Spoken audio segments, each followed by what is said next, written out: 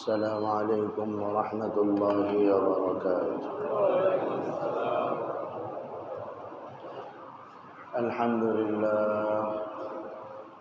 الحمد لله وكفى وسلام على عباده الذين اصطفى. أما بعد فأعوذ بالله من الشيطان الرجيم. بسم الله الرحمن الرحيم. لن ينال الله لحومها ولا دماؤها ولكن يناله التقوى منكم. آمنت بالله صدق الله مولانا العظيم وصدق رسوله النبي الأمي الكريم ونحن على ذلك من الشاهدين والشاكرين والحمد لله رب العالمين. اللهم صل على محمد وعلى آل محمد كما صليت على إبراهيم وعلى آل إبراهيم إنك حميد مجيد. اللهم بارك على محمد وعلى آل محمد كما باركت على إبراهيم وعلى آل إبراهيم إنك حميد مجيد. মুহতারাম ইমানি দ্বীনি ভাইরা, আল্লাহ পাকের দরবারে অসংখ্য গণিত শুকর, যিনি আমাদেরকে জুমার নামাজ পড়ার জন্য আল্লাহ পাকের ঘরে আসার বসার তৌফিক দান করেছেন। শুকর আদায় করে আলহামদুলিল্লাহ। ইমানদার দ্বীনি ভাইরা, আজকে জিলকদ মাসের 29তম তারিখ। জিলকদ মাসের 29তম তারিখ, সামনে হলো জিল হজ মাস, যা হজের মাস, কুরবানির মাস। হজের মাস তো শাওয়াল, জিলকদ এবং জিল হজ তিনটাই। মূল হজ পর্বটা হয় জিল হজ মাসে। তো জিল হজ হজেরও মাস, কুরবানিরও মাস। এই জন্য সাধারণত এই জুমাগুলোর মধ্যে জিল হজ এবং কুরবানি সংক্রান্ত আলোচনা করা হয়। সেই সাথে নতুন আলোচনা যুক্ত হবে এখন যারা সৌদি আরবের সাথে মিলে রোজা ঈদ করতে চায়। তারা তো শুধু রোজা না, কুরবানি ঈদও করে। তাদের এই বিষয়টাও আমাদের এখন বুঝতে হবে, কারণ ঢাকার বেশ কিছু জায়গার মধ্যে তারা এবার ঈদের নামাজের ঘোষণা দিয়েছে এবং ঈদের নামাজ পড়বে। কোথাও তারা সেন্টার ভাড়া করে নামাজ পড়বে। দুই একটা মসজিদও মনে পাওয়া গেছে যে এই মসজিদগুলোতে তারা ঈদের নামাজ পড়বে। আমাদের কাজ তাদের পিটায়া ঢাকা থেকে বের করে দেওয়া, এটা না। আমাদের কাজ হলো বিষয়টা কতটুকু ঠিক কতটুকু ঠিক না এটা ভালো করে বোঝা। ধর্ম পালনের স্বাধীনতা সবার আছে। মনে চাইলে আপনি মুসলমান থাকেন না, বেঈমান হয়ে যান, দুনিয়াতে কেউ কিছু বলবে ভাইরা আমার? ইসলামী আদালত থাকলে আপনারা আমার ধরে পিটাইতো যে মুসলমান থেকে বেঈমান হইলি কেন, 3 দিনের ভিতরে ফিরে আর নাইলে তোরে মেরে ফেলা হবে। এটা ইসলামী আদালতের কাজ, আমার আপনার কাজ না। কিন্তু কে মুসলমান আর কে বেঈমান, সবার স্বাধীনতা দেওয়া আছে। মনে চাইলে মুসলমান থাকুক, মনে চাইলে বেঈমান হোক। ঠিক তেমনিভাবে স্বাধীনতা দেওয়া আছে আল্লাহর পক্ষ থেকে।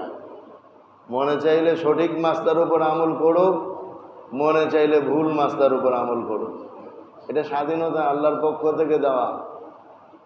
যেমন আল্লাহ বলছেন, ফামান শাআ ফালইউমিন ওয়া মান শাআ ফালইয়াকফুর। যার মনে চাই ঈমান আনুক, যার মনে চাই কুফরি করুক। এতে দুনিয়া আমি কাউরে কিছু বলবো না, তবে আখেরাতেও কি কিছু বলবেন না ভাই? আখেরাতে কিছু বলবেন, আখেরাতে অবশ্যই ধরবেন, ওটা ছাড়বেন না। এই জন্য ঈদ কবে হবে, কোনটা সঠিক কোনটা ভুল, এটা আমাদের বুঝে নেওয়া আমাদের জন্য ফরজ হয়ে দাঁড়ায় গেছে। আলহামদুলিল্লাহ, আলোচনা আপনারা আগেও শুনছেন, সারসংক্ষেপ এখনো আপনাদেরকে সামনে পেশ করব। নিজেরা বুঝার চেষ্টা করবেন, জাতিকে বুঝাইতে চেষ্টা করবেন। এটা আমাদের দাওয়াতি কাজ, এটা আমাদের দাওয়াতি মিশন। দাওয়াত শুধু এতটুকুই না যে ভাই নামাজ পড়েন। দাওয়াত ব্যাপক একটা কাজ, যে দাওয়াত সম্পর্কে আমাদের আলোচনায় চলতেছে। ইসলামী সামাজিকতার 13তম মূলনীতি, সৎ কাজে আদেশ দান, অসৎ কাজে নিষেধ প্রদান। এটার উপরে 2 জমা গেছে, আরো 2 জমা হয়তো যাবে ইনশাআল্লাহ। এর দ্বারা তো বোঝা যায় দাওয়াত ব্যাপক একটা কাজ। যারা আজকে সৌদির সাথে তাল মিলে ঈদ করতে চায়, তাদের কাছে ওই দাওয়াত পৌঁছানো এটাও দাওয়াতের অন্তর্ভুক্ত। কারণ এটা নাহি আনিল মুনকার হবে, অসৎ কাজে বাধা দেওয়া হবে। আমার ইমানদার দিনী ভাইরা, জিলহজ মাস শুরু হওয়ার সাথে সাথেই কিছু বিধানের সম্পর্ক আছে। আগে সেই বিষয়গুলো পড়ে আলোচনা আসি, তারপর আমরা ওই বিষয়টা ইনশাআল্লাহ আলোচনা করব। আল্লাহ আমাদের তৌফিক দান করে। আজকে 29 জিলকদ মাসের 29তম তারিখ। আজকে সন্ধ্যায় যদি আমাদের চাঁদ দেখা যায়, তাহলে জিলহজ মাস শুরু হয়ে যাবে। তাইলে আগামীকাল শনিবার জিলহজের 1 তারিখ হবে।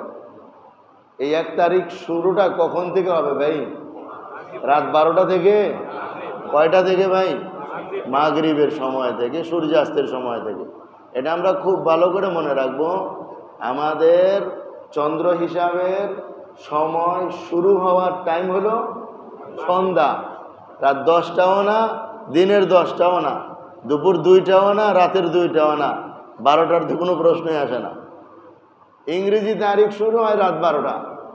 আর বাংলা তারিখ শুরু হয় কখন ভাই জানেন না আপনারা? বাংলা তারিখ কখন থেকে শুরু হয় বলেন? হ্যাঁ, সকাল থেকে, সূর্যোদয় থেকে বাংলা তারিখ শুরু হয়।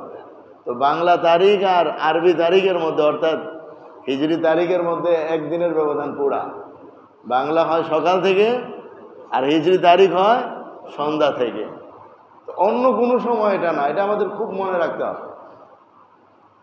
আল্লাহ আমাদের বুঝার তৌফিক দান করেন। তো আজকে সন্ধ্যা আমাদের ফরজে কিফায়ার দায়িত্ব হচ্ছে চাঁদ দেখার চেষ্টা করা, চাঁদ খুঁজতে চেষ্টা করা।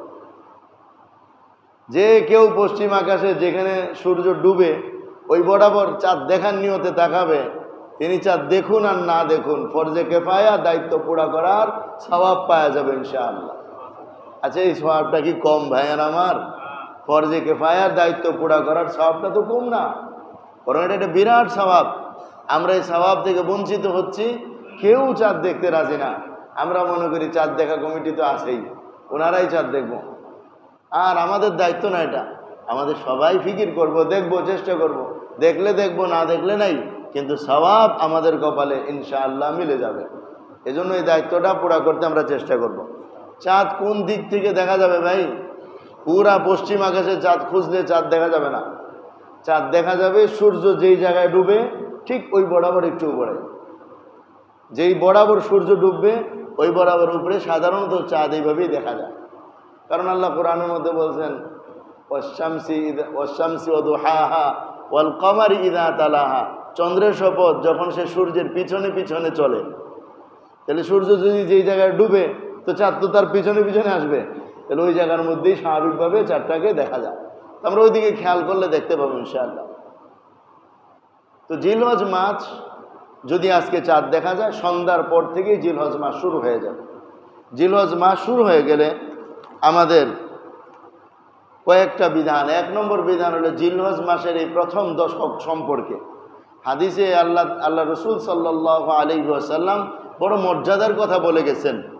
এই মর্যাদা লাভের জন্য এই প্রথম দশক, অর্থাৎ কুরবানির আগ পর্যন্ত যে সময়টা, 9 দিন 9 রাত্র, 9 দিন 10 রাত্র, এই পুরাটাকে ইবাদত বন্দিগির মধ্যে কাটানোর চেষ্টা করা।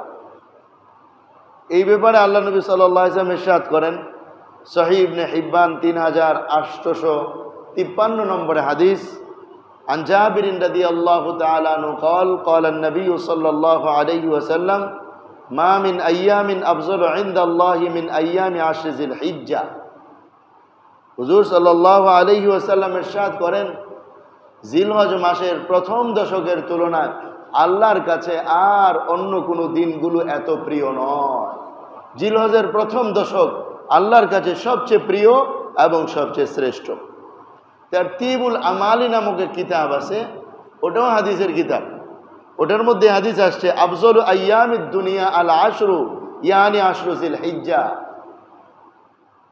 দুনিয়ার ভিতরে আল্লাহ যত দিন বানাইছেন এই দিন সমূহের মধ্যে জিলহজের প্রথম দশক হলো সবচেয়ে শ্রেষ্ঠ এবং সবচেয়ে দামি দিন। কারণ কি দামি কেন? সমস্ত মাসে যত এবাদত আছে কিন্তু হজ নামক এবাদত অন্য কোনো মাসে নাই। সব এবাদত আছে কিন্তু হজ নামক এবাদত অন্য কোনো মাসে নাই। হজ নামক এবাদতটা কেবলই জিলহজ মাসের মধ্যে।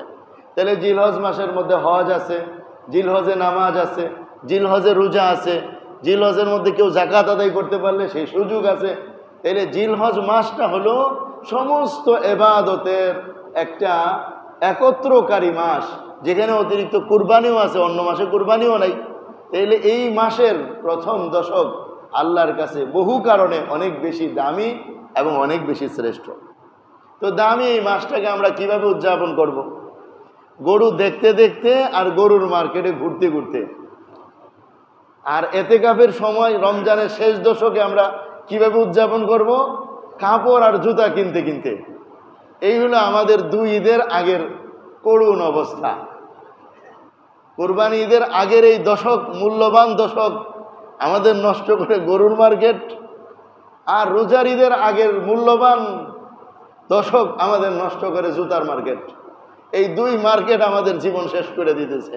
আমার দোস্ত, প্রয়োজনীয়তা অবশ্যই আছে, অস্বীকার করার কারো কোনো সুযোগ নাই, কিন্তু আমরা চাইলে অল্পের ভিতরেও আমাদের জরুরতকে পুরা করে বাকি সময়টা আল্লাহ পাকের ইবাদত বন্দেগীতে কাটাইতে পারি। কি ভাই, পারি না আমরা? এটা প্রতিদিনই মার্কেটে যাওয়া লাগবে। একদিন গাবতলী, আরেকদিন নয়া বাজার, আরেকদিন আরো কোন কোন জায়গায় হাট বসবে, এক এক দিন এক এক জায়গায় গাড়ি ঘোড়া নিয়ে ছুটবো, দেখে শুধু চলে আসবো, আবার পরের দিন দেখে চলে আসবো।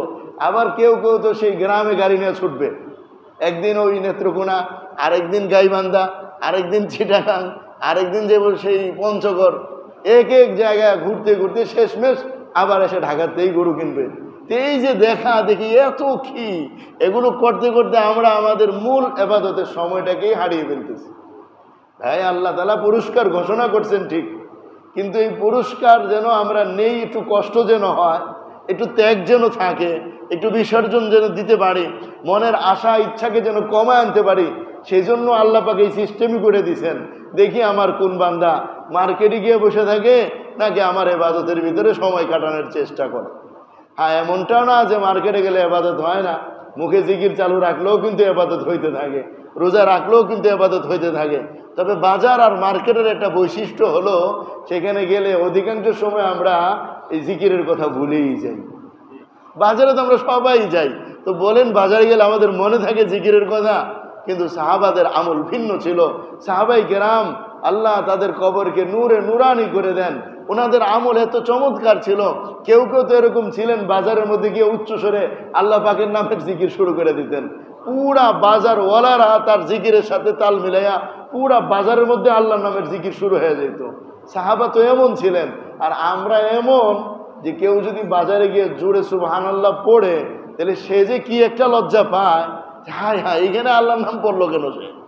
আরে ভাই, বাজারে গিয়ে যে ব্যক্তি দোয়া পাঠ করবে তারপর তো অনেক সওয়াবের কথা হাদিস শরীফের মধ্যে আসছে। আল্লাহ আমাদের তৌফিক দান করেন। এই 10 দিন কিভাবে আমরা কাটাবো? আল্লাহ নবী সাল্লাল্লাহু আলাইহি ওয়াসাল্লাম এক হাদিস শরীফের মধ্যে ইরশাদ করেন, মা মিন আইয়ামিন আহাব্বু ইলাল্লাহ আইয়ুতাআব্বাদা লাহু ফিহা মিন আশরি জিল হিজ্জা ইয়াদিলু সিয়ামু কুল্লি ইয়াউমিন মিনহা বিসিয়ামি সানাতিন ওয়া কিয়ামু কুল্লি ইয়াউমিন মিনহা বিকিয়ামি লাইলাতিল কদর। সুনানে তিরমিজি 758 নম্বরে হাদিস। আল্লাহ নবী সাল্লাল্লাহু আলাইহি ওয়াসাল্লাম ইরশাদ করেন, পৃথিবীর দিনগুলোর মধ্যে আল্লাহর কাছে শ্রেষ্ঠতম দিন হচ্ছে জিলহজ মাসের প্রথম দশক। এই প্রথম দশকের প্রত্যেক দিনের রোজা আল্লাহর কাছে 1 বছর রোজা রাখার সমান সওয়াব রাখে। প্রতি রাত্রের ইবাদত আল্লাহর কাছে লাইলাতুল কদরে ইবাদত করার সমান সওয়াব রাখে। রমজানের শেষ দশকে ছিল যে কোনো 5 রাত্রির যে কোনো এক রাত্রিতে লাইলাতুল কদর নিশ্চিত, লাইলাতুল কদর যে কোনো এক রাত্রিতে। বলেন নাই কেন? যাতে আমরা সব রাত্রে কিছু কিছু ইবাদত করি। আর এই জায়গার মধ্যে এসে বলে দিলেন জিলহজের প্রত্যেক রাত্রে ইবাদত করা, প্রথম দশকের প্রত্যেক রাত্রে ইবাদত করা এক একটা সবে কদরে ইবাদত করার সমান সওয়াব দেওয়া হবে। তাহলে এইখানে তো নিশ্চিত সওয়াব পাওয়া যেতেছে। কিন্তু আমরা এতটাই উদাসীন যে আমাদের একেবারে এগুলো মনেই থাকে না। নিয়ত করি ইনশাআল্লাহ প্রত্যেক রাত্রে কিছু হইলেও তাহাজ্জুদ পড়বো ইনশাআল্লাহ, আল্লাহর কাছে দোয়া কান্নাকাটি করবো ইনশাআল্লাহ। আল্লাহ আমাদের সবাইকে তৌফিক দান করেন। আর রোজার মাসলা, প্রতিদিনের রোজা 9 তারিখ পর্যন্ত, 10 তারিখ তো রোজা রাখা হারাম, নিষিদ্ধ। তো প্রতিদিনের রোজা এই 9 দিন পর্যন্ত এই রোজা রাখা, এটা এক এক বৎসর রোজা রাখার সমান সব। একদিন যে রোজা রাখবে 1 বছর সব, তো 9 দিন যে রোজা রাখবে কয় বছরের সব পাবে ভাই? 9 বৎসরের সব আমল নামার মধ্যে দিয়ে দেওয়া হবে। তো এইভাবে যদি চিন্তা করি আমরা, আমাদের এখানে জিলহজে প্রথম 9 দিন 9 বছরের স্বভাব, তারপর অন্য অন্য মাসে আছে 3 দিন করে, আবার কোনো জায়গায় আছে এই আরাফার রোজার জন্য আলাদা সওয়াব আছে, যেটা আমরা আগামী সপ্তাহে ইনশাআল্লাহ আলোচনা করব। এইভাবে কত সওয়াব যে আমাদের আমল নামায় আসার রাস্তা আল্লাহ আমাদেরকে দেখা দিয়ে গেছেন আমাদের রাসূল পাক সাল্লাল্লাহু আলাইহি ওয়াসাল্লামের মাধ্যমে। অভাব শুধু আমাদের আমলের। আমরা নিয়ত করি আল্লাহ আমাদের তৌফিক দান করেন। এতে গেল রাত্রিবেলা ইবাদত করা, দিনের বেলা রোজা রাখা। আরও তো ইবাদত বন্দিগি হইতে পারে, সেটাও আমাদেরকে বলে দিচ্ছেন। আল্লাহ নবী ইরশাদ করেন, মা মিন আইয়ামিন আযমু ইনদাল্লাহ ওয়ালা আহাব্বু ইলাল্লাহি আল আমালু ফীহিন্না মিন আইয়ামিল আশর ফাআকসিরু ফীহিন্না মিনাত তাসবিহ ওয়াত তাহমিদ ওয়াত তাকবীর ওয়াত তাহলিল। তারতিবুল আমালি নামক হাদিসের কিতাবে 1745 নম্বরে হাদিস, আল্লাহ নবী বলেন এই দিনগুলো আল্লাহর কাছে সবচেয়ে শ্রেষ্ঠ, সুতরাং এইগুলোর মধ্যে বেশি বেশি তোমরা সুবহানাল্লাহ পড়ো, আলহামদুলিল্লাহ পড়ো, আল্লাহু আকবার পড়ো, লা ইলাহা ইল্লাল্লাহ পড়ো। এক কথা এই দিনগুলোতে বেশি বেশি ইবাদত, কোরআনের তিলাওয়াত, দরুদ, আজকার এবং যত ধরনের ইবাদত বন্দেগী হইতে পারে বেশি থেকে বেশি পড়ার চেষ্টা করা চাই। আল্লাহ আমাদের তৌফিক দান করেন। এইখানে আরেকটা বিষয় আমরা আগেও বলেছিলাম, প্রথম দশকের যে রোজা, প্রথম 9 দিন যে রোজা রাখা, এটা যে একটা বিধান কেন দিছেন এটা তো আমাদের বলারই অধিকার নাই। আল্লাহ মনে চাইছে, আল্লাহ আমাদেরকে সুযোগ দিছে যে এগুলো রাখলে এই সওয়াব পাবা। তারপরেও দুনিয়াবি কিছু লাভ এটার মধ্যেও জড়িত আছে। যদি চিন্তা করে দেখা হয় যে কী লাভ এটার মধ্যে, দেখেন আমরা কুরবানির দিন থেকে ব্যাপক হাড়ে গরুর গোশত খেতে থাকবো। আর গরুর গোশতের মধ্যে আমরা সবাই জানি অনেক প্রোটিন আছে, অনেক ফ্যাটও আছে, চর্বিও আছে। অতিরিক্ত গরুর গোশত খাওয়ার দ্বারা মানুষ মোটা হয়ে যায়, বুড়ি বেড়ে যায়, পরে তার চলতে ফিরতে সর্বরকমের কষ্ট হয়। এটার জন্য আগের 9 দিনের রোজা কতটা কার্যকরী আপনি হিসাব করলে দেখতে পারবেন। আল্লাহ পাকের বিধানগুলোর ভিতরে যে কত তথ্য লুকায়িত, আমরা হয়তো 1টা 2টা জানি, হাজারো তথ্য এর পিছনে লুকায়িত থাকে। এই সব আমাদের পক্ষে জানাও সম্ভব না। যেমন বিজ্ঞান, চিকিৎসা বিজ্ঞানের দৃষ্টিতে ওনারা বলেন একজন মানুষের আদর্শ ওজন হলো 50 কেজি। আদর্শ ওজন 50 কেজি। এখন কেউ 60 কেজি 70 কেজি হইতে পারে, কেউ আবার 40 কেজি 30 কেজি 35 কেজিও থাকতে পারে, কিন্তু আদর্শ ওজনটা হলো 50 কেজি। তো 50 কেজি মানুষ যদি সুস্থ থাকে, আদর্শ ওজনওয়ালা হয়, তো তার এই প্রতিদিন তার জন্য নিম্নে 50 গ্রাম প্রোটিনের প্রয়োজন। আর যদি স্বাস্থ্য বেশি হয় তাহলে প্রোটিন কম খাওয়া লাগবে, আর যদি স্বাস্থ্য কম হয় তাহলে প্রোটিন তার জন্য বেশি হওয়া লাগবে। তো ব্রিটেনের স্বাস্থ্যসেবা বিভাগ থেকে এটা বলা হয়েছে, দৈনিক যেন একজন মানুষ কোনোভাবেই 70 গ্রামের বেশি প্রোটিন গ্রহণ না করে। 70 গ্রামের বেশি প্রোটিন গ্রহণ করাটা তার জন্য ক্ষতিকর। এটা তার রক্তে কোলেস্টেরল বাড়ায় দিবে, অথবা ব্লক তৈরি করা শুরু হয়ে যাবে, অতিরিক্ত ফ্যাট জমার কারণে ক্ষতিগ্রস্ত হতে থাকবে। এই জন্য 70 গ্রামের বেশি প্রোটিন কারোর জন্যই উচিত না দৈনিক গ্রহণ করা। তো দৈনিক 70 গ্রাম, আর সপ্তাহে সর্বোচ্চ 500 গ্রাম, এর বেশি যেন না হয়। তো এবার আসলে আমরা গরুর গোশতের হিসাব করে দেখি।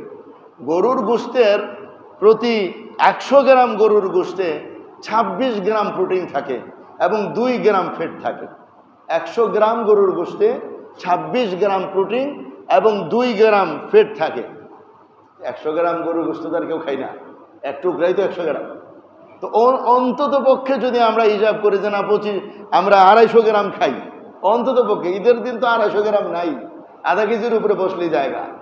তো যদি ধরা হয় না 250 গ্রামই খায় একজন মানুষ, তাহলে 250 গ্রাম যদি সকালের নাস্তা হয় 250 গ্রাম দেয়া, তাইলে তার শরীরে এই 250 গ্রাম গোশত থেকে যদি শরীর সুস্থ থাকে, শরীরের কোষগুলো ওখান থেকে শোষণ করতে পারে, তাইলে অন্তত পক্ষে 250 গ্রাম গোশত থেকে 65 গ্রাম প্রোটিন তৈরি হবে। 65 গ্রাম প্রোটিন এবং 5 গ্রাম ফ্যাট তৈরি হবে। তো একবেলা যদি 250 হয় তো 65 গ্রাম প্রোটিন এবং 5 গ্রাম ফ্যাট তৈরি হবে।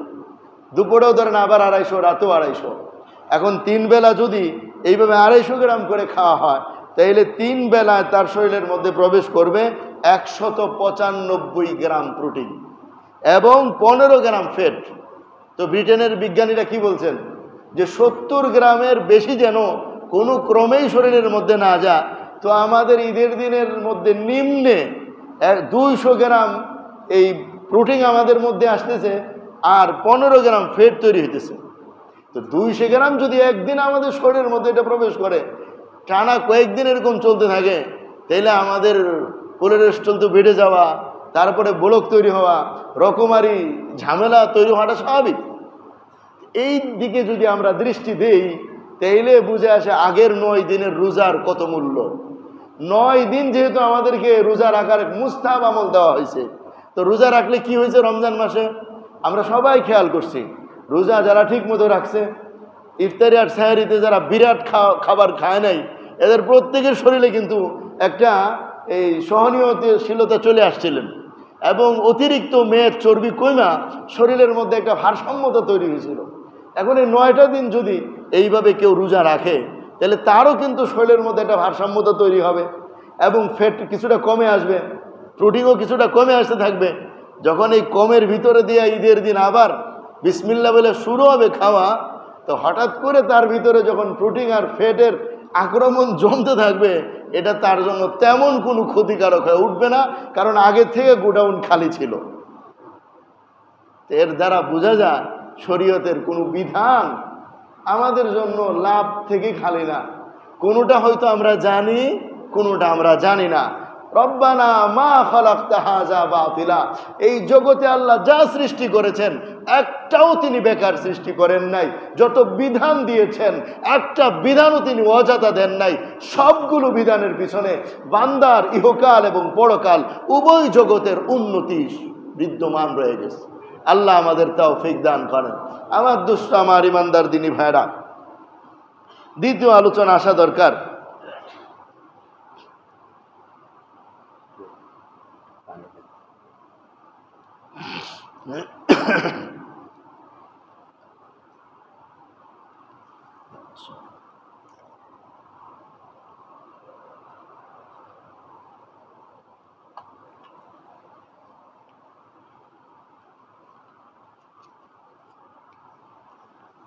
জিলহজ মাসের চাঁদ ওঠা মাত্র, জিলহজ মাসের চাঁদ ওঠা মাত্র যারা কুরবানি করতে চায় তাদের জন্য একটা বিধান। এটা মুস্তাহাব বিধান ভাই, ফরজ ওয়াজিব বিধান নয়, এটা মুস্তাহাব বিধান। আল্লাহ নবী সাল্লাল্লাহু আলাইহি ওয়াসাল্লাম ইরশাদ করেন, মান রাআ হিলাল জিল হিজ্জা ওয়া আরাদা ইউযাহিয়া ফালা ইয়াখুযান্না মিন শা'রিহি ওয়ালা মিন আসফারিহি। সহিহ মুসলিম 1977 নম্বর হাদিস। আল্লাহ নবী সাল্লাল্লাহু আলাইহি ওয়াসাল্লাম ইরশাদ করেন, যে ব্যক্তি জিলহজের কুরবানি করার ইচ্ছা রাখে, যে ব্যক্তি কুরবানি করার ইচ্ছা রাখে তার জন্য এটা মুস্তাহাব আমল, সে যেন তার শরীরের নখ পশম ইত্যাদি জিলহজের চাঁদ ওঠার পর থেকে কুরবানি করার আগ পর্যন্ত আর না কাটে। তাইলে এই জিনিসগুলো পরিষ্কার করা আজকেই শেষ দিন হইতে পারে। যদি বিকালে চাঁদ উঠে যায় তাহলে আমাদেরকে আজকের মধ্যেই নখ কাটা দরকার, লাগলে নখ, এই মুছ এবং যেগুলো অবাঞ্ছিত পশম আছে এগুলো আমরা কেটে পরিষ্কার হয়ে যেতে পারি। এটা আল্লাহ নবী সাল্লাল্লাহু আলাইহি ওয়াসাল্লাম বলছেন যারা কুরবানি করবে তাদের জন্য। উলামায়ে কেরাম বলেন কুরবানি করুক আর না করুক, নবীজি যেহেতু একটা আমলের কথা বলছেন, যে কেউ করবে আশা করা যায় আল্লাহ তারে সওয়াব দান করবে। এটার সাথে আরেকটা হলো যে এটা হজের হাজিদের সাদৃশ্যতা। কারণ হাজিরা তো কোরবানি করবে, হাজিরা হজ করবে, এহরাম বাঁধার পর সব কিছু কাটা নিষেধ, তাহলে হাজিদের সাথে একটা সাদৃশ্যতা হয়ে যায়। হাজিরা কোরবানি করার পর নিজেদের মাথা মুন্ডাবে। এখন আমরা কোরবানি করার পর সাথে সাথে করা কোনো জরুরি না, যখন প্রয়োজন পড়ে চোখ এগুলো কেটে ফেলবো। গতকাল 2 দিন আগে এক ভাই বলতেছিলেন, হুজুর আমরা কি হাজিদের সাথে মানে সাদৃশ্যতা রেখে আমাদের পশু কুরবানির পরে আমাদের মাথা মুন্ডায় নিতে পারি না? কেন? বলে এটা হাজিদের সাথে সাদৃশ্য হবে, সওয়াব হবে। ভাই সওয়াব পাওয়ার জন্যে এই বিধানটা বলতে হবে আল্লাহ এবং তার রসুলের। আল্লাহ আল্লাহ রসুল না বললে আমি আপনি যাই বানাই সবগুলো বেদাত হবে, সওয়াব হবে না। সুতরাং হাজিরা হজ করার পর মাথা মুন্ডানো তাদের জন্য ওয়াজিব। আমরা আমাদের এই কাজগুলো যদি এরকম সওয়াবের নিয়তে করতে যাই তাহলে এটা হয়ে যাবে কি? বিদআত হয়ে যাবে, গুনাহের কাজ হয়ে যাবে। এজন্য আমরা আমাদের গরু ছাগল জবাই করার পর মাথা মুন্ডানোর কোনো বিষয় নাই। আল্লাহ আমাদের বুঝার তৌফিক দান করেন। তৃতীয় যে আলোচনার বিষয়, কুরবানিটা কার উপর ওয়াজিব, এটা আমাদের খুব ভালো করে বোঝা দরকার।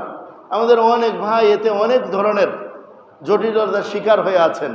মনে করেন কুরবানি মনে ওনাদের ওয়াজিব না, বিভিন্ন ধরনের বিষয়। আমরা পরিষ্কার মনে রাখবো, জিলহজ মাসের 10, 11, 12 এই 3 দিন, জিলহজ মাসের 10, 11, 12 এই 3 দিন, 12 তারিখ সূর্যাস্তের আগ পর্যন্ত যিনি মৌলিক প্রয়োজনের অতিরিক্ত টাকা পয়সা, স্বর্ণ রূপা, জমি জামা, গাড়ি বাড়ি, ঘরের প্রয়োজনের অতিরিক্ত আসবাবপত্র এই পরিমাণের মালিক হবেন, যেগুলো বিক্রি করলে ওই 52.5 তোলা রূপা অথবা 7.5 ভরি স্বর্ণ নিম্নে 70,000 টাকার মতো হয়ে যাবে, এমন মানুষদের জন্য কুরবানি করা ওয়াজিব, জারি হবে। এটা তো একটা মূল কথা বললাম। 10, 11, 12 সূর্যাস্ত পর্যন্ত যার কাছে মৌলিক প্রয়োজনের অতিরিক্ত টাকা পয়সা, সোনা রূপা, গাড়ি বাড়ি, প্রয়োজনের অতিরিক্ত আসবাবপত্র থাকবে, যেগুলোর মূল্য নিম্নে 70,000 টাকা হয়ে যাবে, এমন প্রত্যেক বালেক নারী পুরুষ মুসলমানের জন্য কুরবানি করা আবশ্যক। মৌলিক প্রয়োজন বলতে কি বোঝায় ভাই? মৌলিক প্রয়োজন হচ্ছে যেটা আমার আপনার নিত্যদিনের দরকার, যেটা ছাড়া আমি আপনি চলতে পারবো না, কষ্ট হয়ে যাবে, এটাকেই বলা হয় মৌলিক প্রয়োজনের জিনিস। এবার বলেন কয়টা ডিনার সেট ঘরের মৌলিক প্রয়োজনীয় জিনিস? কারো বাড়িতে যদি 2টা 3টা ডিনার সেট থাকে, একটা ডিনার সেটও মৌলিক প্রয়োজন অন্তর্ভুক্ত না। ঘরের যে প্লেটগুলো প্রতিনিয়ত লাগে সেগুলো মৌলিক প্রয়োজন, এগুলো তো সুখ। তাহলে এমন যদি ডিনার সেট অতিরিক্ত থাকে, কয়টা কাপড় মৌলিক প্রয়োজনীয় ভাই? সর্বনিম্ন 3টা, সর্বোচ্চ না 10টা 5টা বললেন, কিন্তু কারো যদি 50 সেট কাপড় থাকে, 50 সেট থাকে, এগুলোও কি মৌলিক প্রয়োজনের? ভাই কয়টা বাড়ি মৌলিক প্রয়োজনের? একটা বাড়ির একতলা যথেষ্ট, সেখানে যদি কয়েকটা বাড়ি থাকে। কয়টা গাড়ি মৌলিক প্রয়োজনের? আমদানির জন্য একটা গাড়ি মৌলিক প্রয়োজনের, সেখানে যদি 5টা গাড়ি থাকে। কয়টা জমি মৌলিক প্রয়োজনের? ফসলের জন্য একটা জমি যথেষ্ট, 4টা 5টা জমি থাকলে সেটা অতিরিক্ত। মোবাইল, ল্যাপটপ, ফ্রিজ ইত্যাদি ইত্যাদি জিনিসগুলো ছাড়া কি মানুষের জীবন চলে না? এই জন্য কেউ কেউ বলেন এগুলো মৌলিক প্রয়োজনের অতিরিক্ত, আবার কেউ কেউ বলেছেন না এগুলো তো মৌলিক প্রয়োজনের ভিতরেই।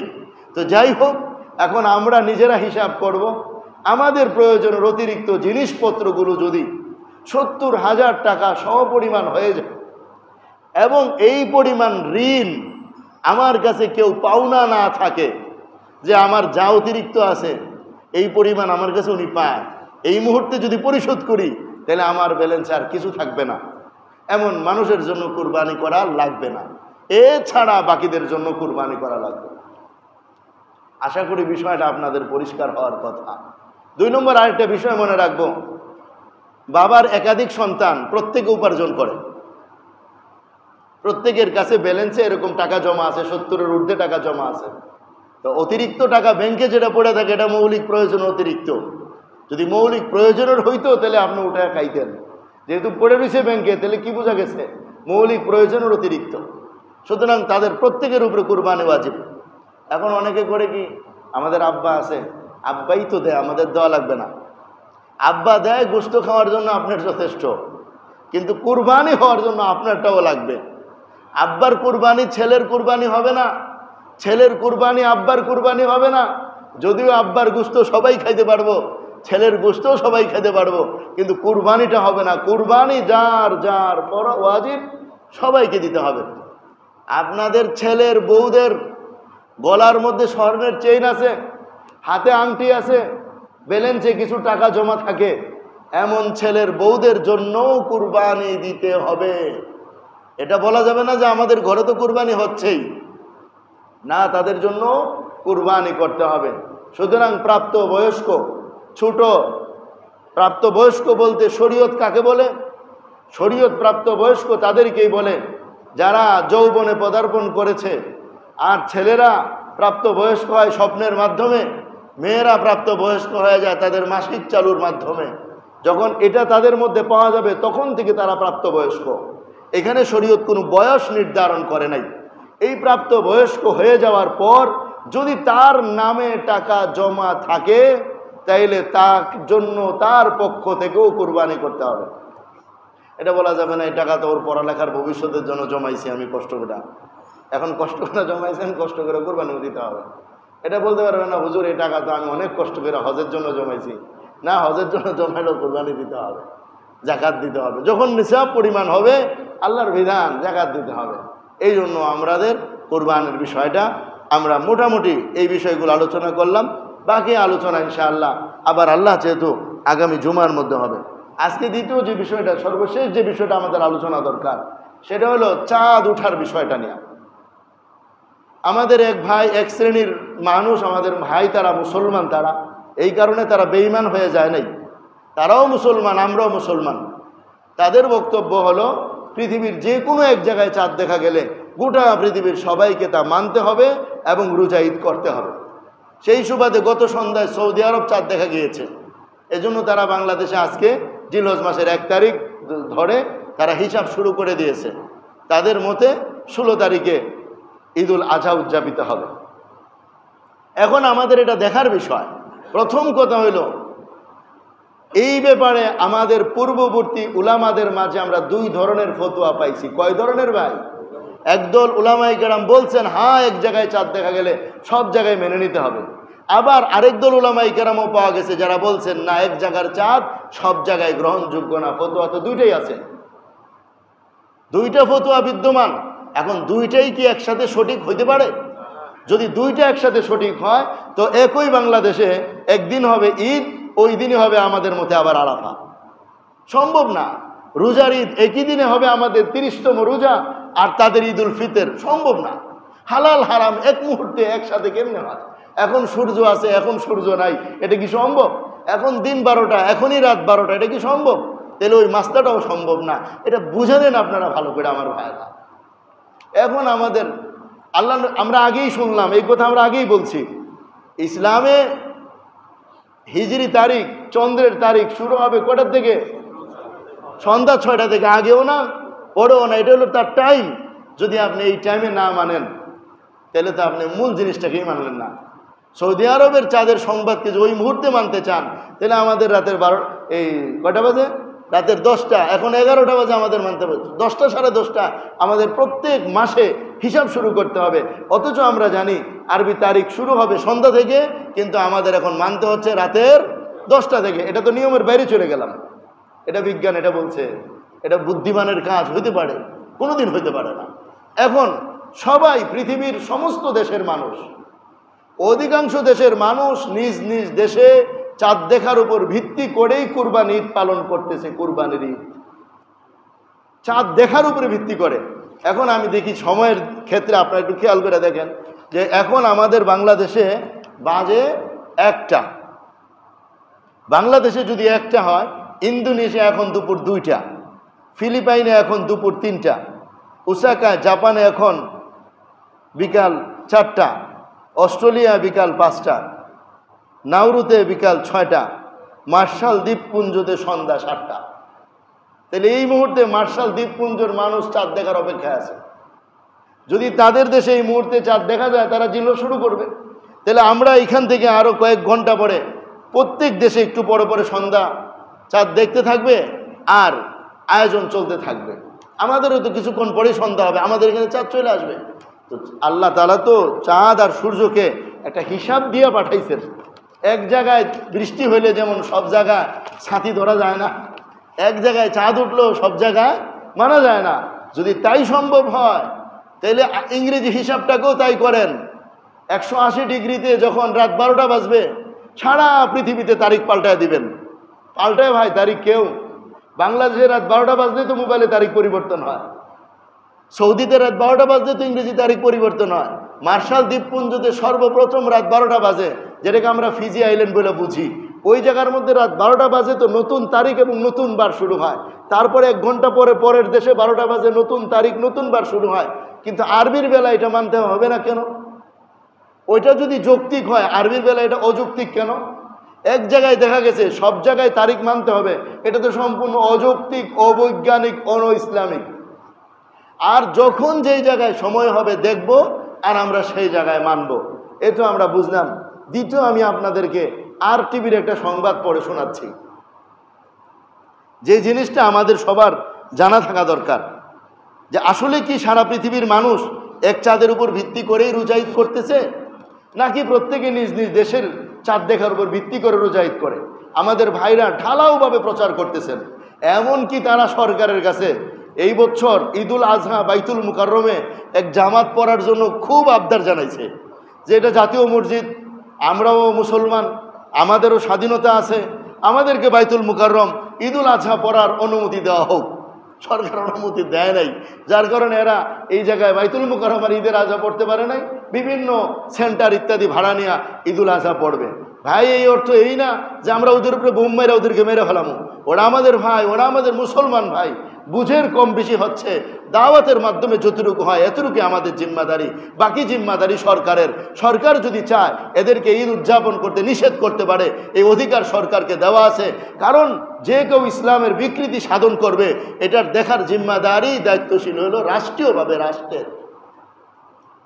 কোন দেশে কবে ঈদুল আজহা? আর টিভির নিউজ 7 জুন, আজকে কত ভাই? এই আজকের সংবাদ 11টা 20 মিনিটে আপডেট করায় সংবাদ। ঈদুল আজহা পূর্ণ ত্যাগের উৎসব ইত্যাদি বলার পর ইসলামী চান্দ্র পঞ্জিকা ঈদুল আজহা জিলহজের 10 তারিখে পড়ে। আন্তর্জাতিক পঞ্জিকার তারিখ প্রতি বছর ভিন্ন ভিন্ন হয়। সাধারণত এক বছর থেকে আরেক বছর 10 বা 11 দিন কমে করতে হয়। ঈদের তারিখ স্থানীয়ভাবে জিলহজ মাসের চাঁদ দেখার উপর নির্ভর করে। তন্মধ্যে সৌদি আরবে এই মাসের চাঁদ দেখা গেছে, ফলে দেশটিতে মুসলিমদের দ্বিতীয় বড় উৎসবের তারিখও ঘোষণা করা হয়েছে। সৌদি কর্তৃপক্ষ বৃহস্পতিবার 6 জুন সন্ধ্যায় জানিয়েছে, বৃহস্পতিবার সন্ধ্যায় দেশটির আকাশে জিলহজ মাসের চাঁদ দেখা গিয়েছে। ফলে দেশটিতে বৃহস্পতিবার জিলহজ মাসের প্রথম দিন।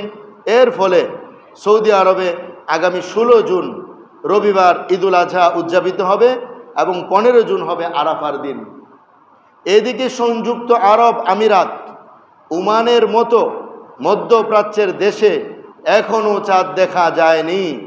তাই এই 2 দেশে শনিবার থেকে জিলহজ মাস শুরু হবে এবং সৌদি আরবের পরের দিন ঈদুল আজহা উদযাপিত হবে। ভাই, সারা পৃথিবীর মানুষ একদিনে করে? সৌদি আরবের সাথে তাল মিলায়া করে? বৃহস্পতিবার কাতার, কুয়েত, জর্দান, সিরিয়া, ইরাক এবং যুক্তরাষ্ট্র ও কানাডায় জিলহজের চাঁদ দেখার চেষ্টা করা হলেও চাঁদ দেখা যায়নি। ফলে আগামী 17 জুন দেশগুলোতে ঈদ উদযাপন করবে মুসলিম নাগরিকরা। একসাথে করছে ভাই সবাই? এই যে মিথ্যা কথা বলতেছেন, সবাই একসাথে করে। বাংলাদেশ নাকি একসাথে করে না, বাংলাদেশের মোল্লারা বেশি বুঝে, এরা বিজ্ঞান বুঝে না। আমরা বিজ্ঞান বুঝি না, আপনারা খুব বিজ্ঞান বুঝেন। বিজ্ঞানের ছুটে আপনারা সারা পৃথিবীর থেকে বিচ্ছিন্ন হয়ে যেতেছেন, আর আমাদের সুন্দর বুঝাইতেছে ভাই সবাই করে, সবাই করে। এখন আপনারা দেখেন সবাই করে কতটুকু। এদিকে Bangladesh, Pakistan, Bharat, Malaysia, Japan, Hong Kong, Brunei সহ অন্যান্য দক্ষিণ এশীয় দেশে চাঁদ দেখা কমিটির বৈঠকের জোরতোর শুরু হয়েছে। এসব দেশে জিলহজের চাঁদ দেখার চেষ্টা করা হবে। আজ এসব দেশে চাঁদ দেখা গেলে 17 জুন ঈদ উদযাপিত হবে, আর যদি আজ চাঁদ দেখা না যায় তাহলে 18 জুন ঈদ উদযাপন করা হবে। আর টিভির নিউজটা, এটা গুগলে এইভাবে যদি লিখেন কোন দেশে কবে ঈদুল আজহা, কোন দেশে কবে ঈদুল আজহা, তাহলে এটা আপনার মোবাইলে শো করবে। পেজের মধ্যে কোনো ছবি নাই, শুধু মসজিদের একটা ছবি দেওয়া। তো আমি সবাইকে বলবো, আপনারা এই নিউজটা ওপেন করে প্রত্যেকের যাদের ফেসবুক আইডি আছে ছেড়ে দিবেন। পারবেন না ইনশাআল্লাহ ভাই? যাদের হোয়াটসঅ্যাপ আছে, গ্রুপ আছে, গ্রুপে দিয়ে দিবেন। কেন দিবেন? এইটা বোঝার জন্য যে আসলে সারা পৃথিবীর মানুষ এক দেশের সংবাদে করে না। সারা পৃথিবীর মানুষ না করার দলিলটা কেন? সবচেয়ে বড় দলিল এটা। কি দলিল? যে যুগের পর যুগ যাবৎ মানুষ এইভাবেই ঈদ করে আসতেছে, রোজা করে আসছে, আজও তারা তাদের সেই আদর্শের উপরে রয়ে গেছে। মুহাম্মদ রাসূলুল্লাহ সাল্লাল্লাহু আলাইহি সাল্লাম এইভাবে ঈদ করেছেন, সাহাবা এইভাবে ঈদ করেছেন, 1400 বছর যাবৎ এইভাবে ঈদ করতেছে। আজও মুসলমান এই উপরেই আছে, এর উপরেই আছে। কিছু ভাই বিচ্ছিন্ন হয়ে যাওয়াটা তো অস্বাভাবিক কিছু না। তারা আমাদের ভাই, তারা আমাদের ভাই, তাদের জন্য আমাদের ব্যথা হওয়া উচিত। তাদেরকে সুন্দর ভাষা যদি সম্ভব হয় বুঝায় আনার আমরা চেষ্টা করব। যদি না হয় ঝগড়াঝাটি আর মারামারি আর বকাবকি আর ফাসাদে আমরা যাব না। এটা আমাদের জিম্মাদারি না। আলাইনাল বালাগ ওয়া আলাইহিল হিসাব। আমাদের দায়িত্ব উম্মার কাছে পৌঁছায় দেওয়া, হিসাব নেওয়ার দায়িত্ব কার? তো হিসাব নেওয়ার দায়িত্ব আমাদের না। লাস্তা আলাইহিম বিমুসাইতির। আল্লাহ নবীজিকে বলেন, আপনারা আমি লাঠিয়াল বাহিনী বানায় পাঠাই নাই যে আপনি খালি পিড়াইতে থাকবেন, এই বেটা মানুষ নাকেন, মানুষ নাকেন। কে মুসলমান হয় কে না হয় সেটা আপনার দেখার বিষয় না। আপনার দেখার বিষয় হলো সবাইকে দাওয়াত দিয়ে যাওয়া। তবে ইসলামী রাষ্ট্রের কাজ হলো কে নামাজ পড়ে না কে নামাজ পড়ে সেটা দেখা ইসলামী রাষ্ট্রের কাজ। কারণ মুসলমান হওয়ার পর যদি কেউ আইন না মানে তাইলে রসুল পাক সাল্লাল্লাহু আলাইহি সাল্লাম শাস্তি প্রয়োগ করছেন।